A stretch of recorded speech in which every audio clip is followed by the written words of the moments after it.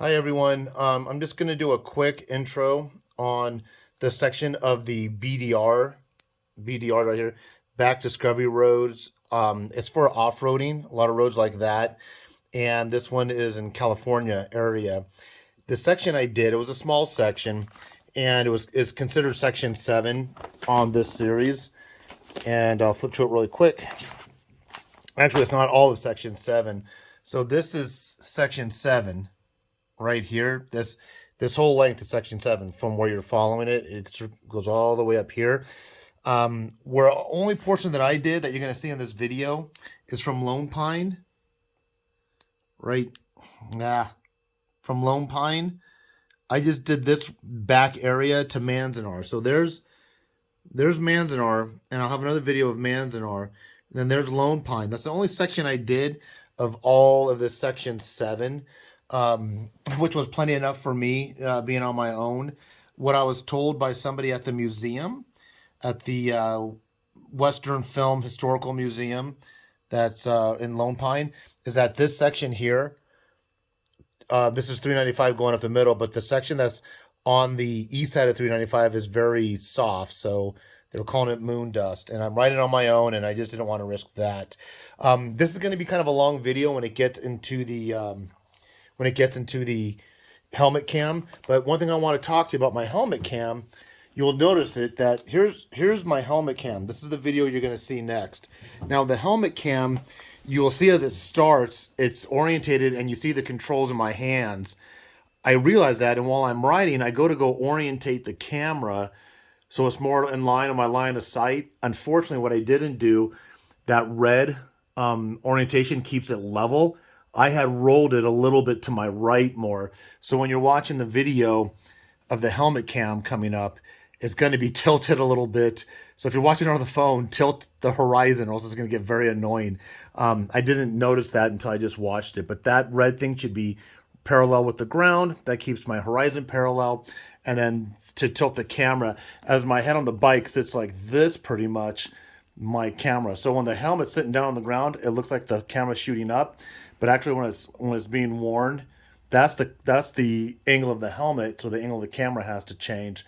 It's going to be kind of a long video, but I recommend, still in the hotel room, watch it until you see this thing pop off. Keep watching your the lower right hand screen. You'll see my forward facing GoPro on its ram mount, and it's vibrating because the road is very rough.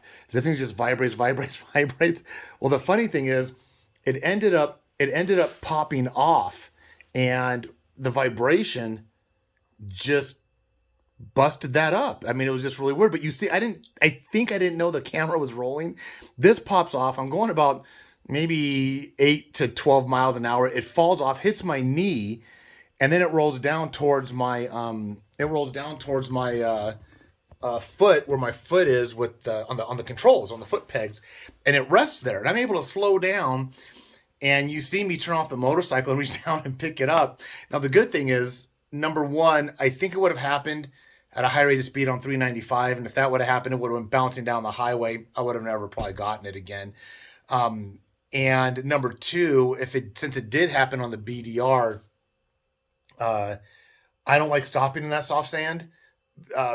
People that ride know it's just a good idea just to keep moving. And surely did not want to dismount and go look for it and put my foot peg down in soft sand. It would have been my bike probably would have tilted and fell, honestly. So I was looking around, I was like, I cannot believe, it's right there. It's on my boot. I can just reach down and pick it up. But if I hit it accidentally, and it falls down to the ground, I've just increased my problems. So in order for the vibration to stop, I shut off the motorcycle. So you'll notice that. Uh, Watch it after that. I mean, it's really interesting. What I do recommend, if you're going to do this section of the BDR, that you first go to the history museum, the Western Film History Museum that's in Lone Pine, because it's going to give you the idea in the movies. I mean, movies that I didn't even know of. Movies like a lot of westerns, a lot of silent movies. The industry of silent movies were coming out the same time where actually the Western heritage was evolving into modern day times. It's kind of hard to explain, but not only did silent westerns were filmed there. Westerns with audio and movies like Iron Man, some Star Wars was shot there. Star Trek was shot there. Tremors was shot there. I have a video of my tour of that museum. But let me get into the BDR portion.